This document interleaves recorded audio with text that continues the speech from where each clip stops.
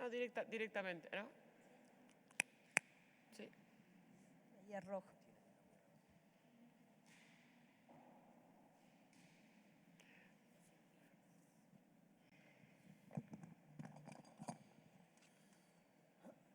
Esperamos un...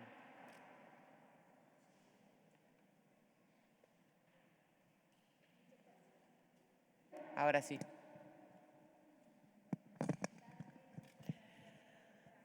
No tiene sonido la senadora. Le cambiaron el micrófono, por eso. ¿Sí? Ahí sí. Bien. Gracias por estar acá. Recién escuchaba ese interrogante, ¿por qué podía tener cierto desprestigio la justicia? Y me gustaría acercar lo que opino que es la demanda de la gente. La gente quiere una justicia de más calidad, con independencia política, porque sin justicia no arrancamos como país. Y justo estamos acá en esta audiencia para ver cómo elegimos la mejor persona para mejorar la justicia, para generar confianza, para ser juez de la Corte Suprema. Buscamos valorar quién sintetiza esas características que nosotros decimos para que tenga idoneidad, esa actitud moral que tiene más que ver con la idoneidad ética, esa idoneidad técnica, que es más la relación del ejercicio y la práctica profesional y todos sus antecedentes académicos, y más vale que también importan sus antecedentes políticos, que sea una persona capaz de evitar las influencias indebidas. Buscamos justamente esa síntesis. Una buena persona que sea el mejor profesional para ese lugar. Lo técnico y lo ético, que a mi entender van siempre de la mano. Por favor, doctor García Mansilla, ¿considera usted que está preparado técnica y éticamente para asumir esta función, tanto para ser la cabeza del Poder Judicial como interpretar finalmente como último recurso la Constitución Nacional? Sí. Le agradezco. Voy a hacer una observación porque nombraron a Cecilia de la Torre. Debería pararme.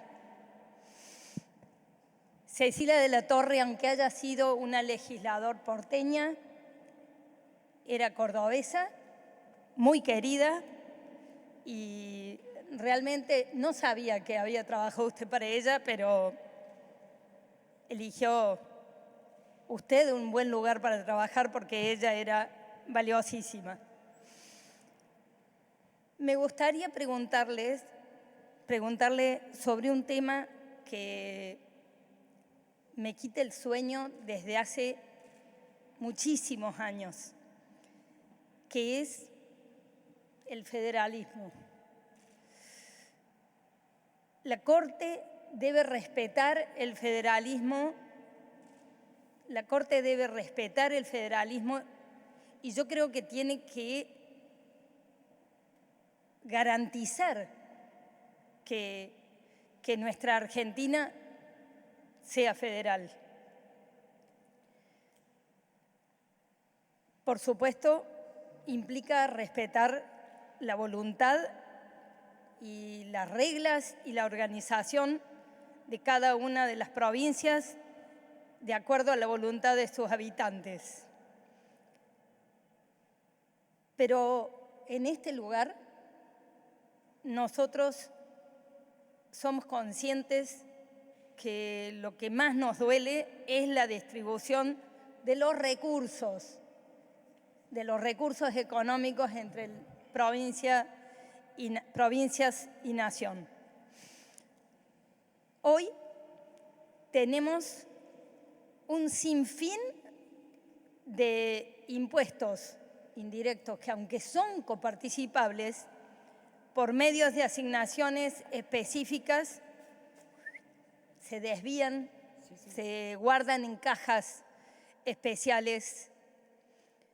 Particularmente, yo he presenciado en estos 2 años y 9 meses que he sido senadora de algunos que, a mi entender, son abusos, porque se han otorgado estas asignaciones específicas por 50 años. Quisiera alguna reflexión, si bien la Constitución no habla de plazos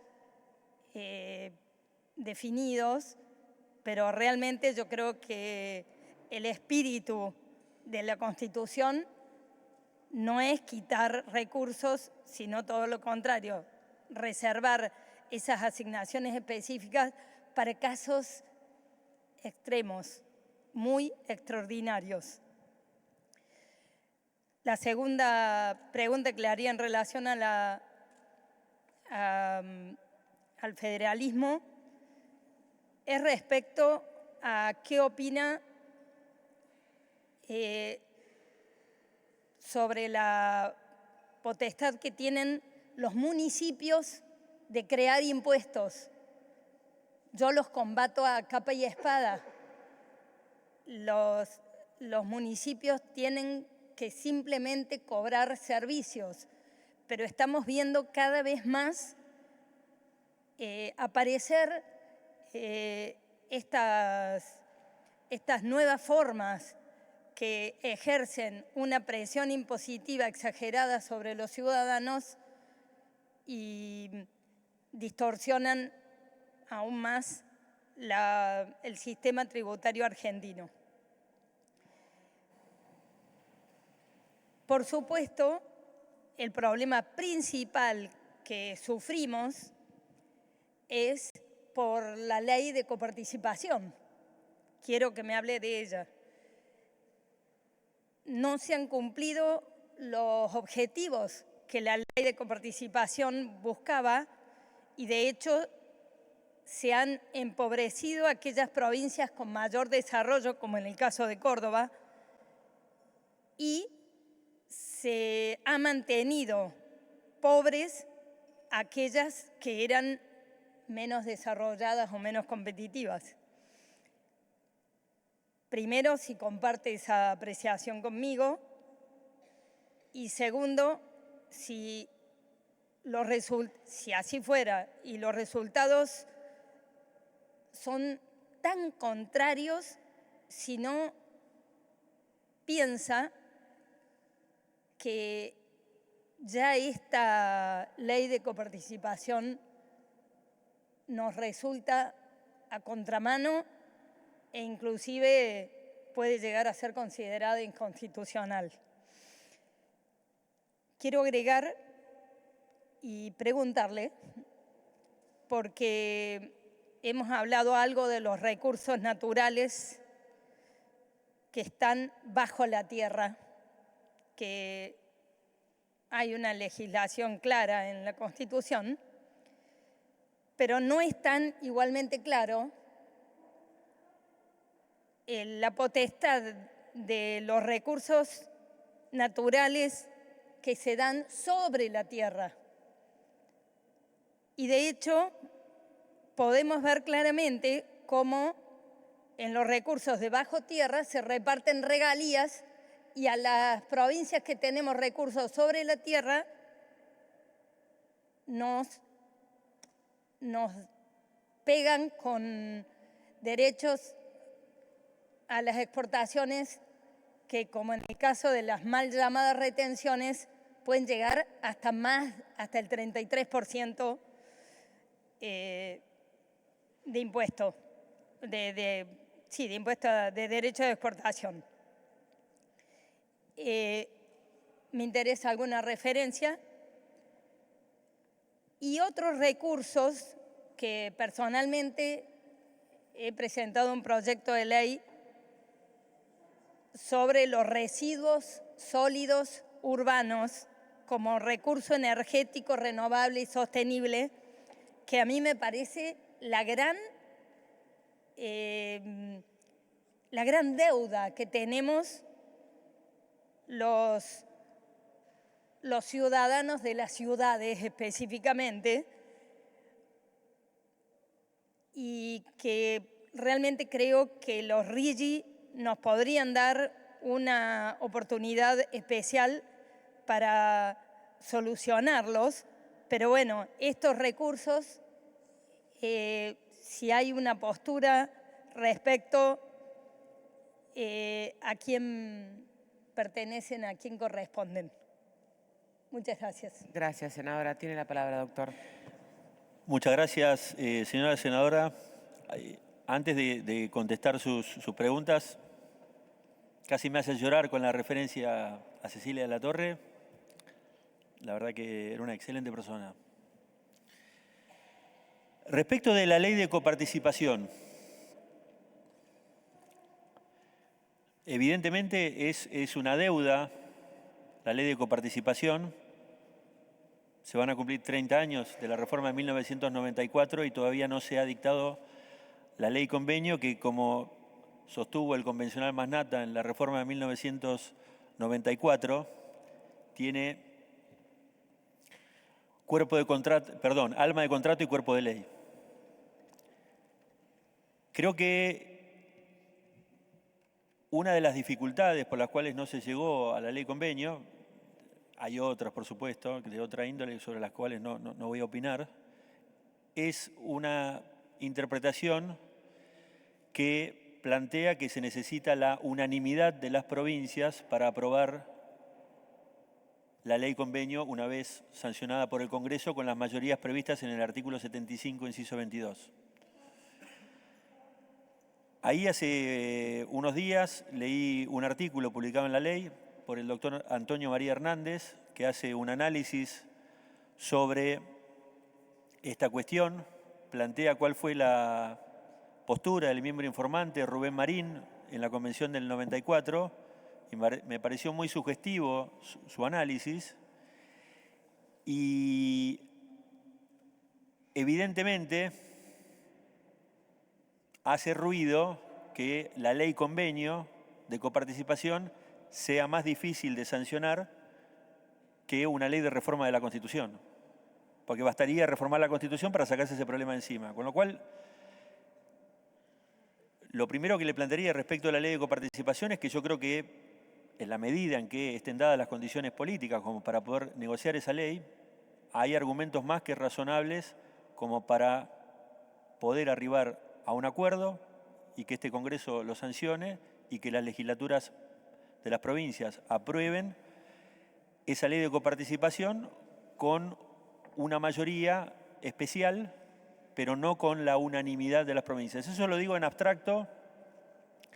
Creo que hay un principio que la Corte Suprema también ha establecido en varios fallos, que la interpretación que trabe la eficacia de las normas no es una interpretación en principio razonable. Con lo cual me da la sensación que tal vez una revisión de los criterios jurídicos que impedirían la negociación de una ley de coparticipación facilitarían un trabajo que obviamente le corresponde a la política, ¿no?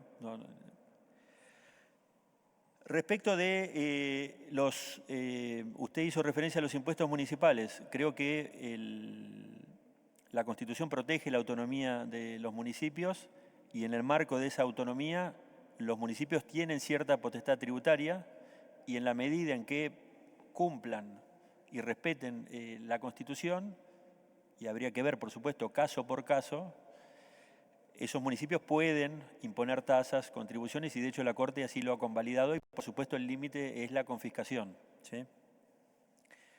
Me hizo referencia también a los derechos de exportación.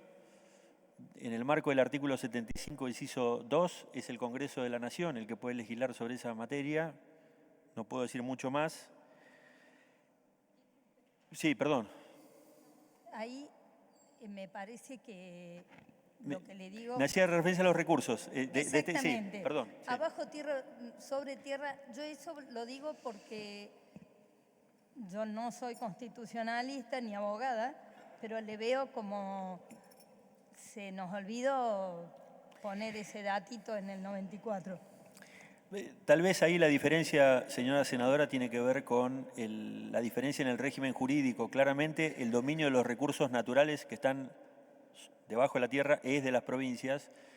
Los recursos que están sobre la tierra en muchos casos son de los propietarios en el caso, por ejemplo, del agro, de los campos. Ahí está la diferencia jurídica, que me parece que no es una diferencia jurídica menor. Y después me hizo una referencia a los residuos sólidos urbanos. A mí el tema de la basura en las calles me interpela. Le voy a hacer una confesión. Más de una vez, tal vez hablé mal de mí eso, salgo en el auto con una bolsa de basura y guantes para, a veces cuando voy en el camino, levantar basura, porque me molesta la basura. Jurídicamente, la basura es de nadie. Obviamente, los municipios tienen que, para algo cobran una tasa de alumbrado, barrido y limpieza, y tienen que disponer de esa basura, pero la propiedad de la basura, jurídicamente, es lo que se denomina desde el derecho romano como res delericte. No tiene propiedad. No sé si contesté su pregunta. Dos Sí, cosas. continúe. Una, ahí hay algo que resolver, porque la provincia de Córdoba tiene más de 300 basurales a cielo abierto. No me alcanza la bolsa que yo pueda llevar en el auto para recogerla. Y las asignaciones específicas, por favor. ¿Algún comentario? Por favor, supongo que la quiere Sí. ¿Recuerda la pregunta o necesita que No. las Yo, asignaciones específicas? El tema de las asignaciones específicas, yo creo que lo que usted criticó se salvaría si se firma una ley de coparticipación, porque en definitiva, según lo entiendo yo, el 75 inciso 22, cuando se refiere a que hay ciertas contribuciones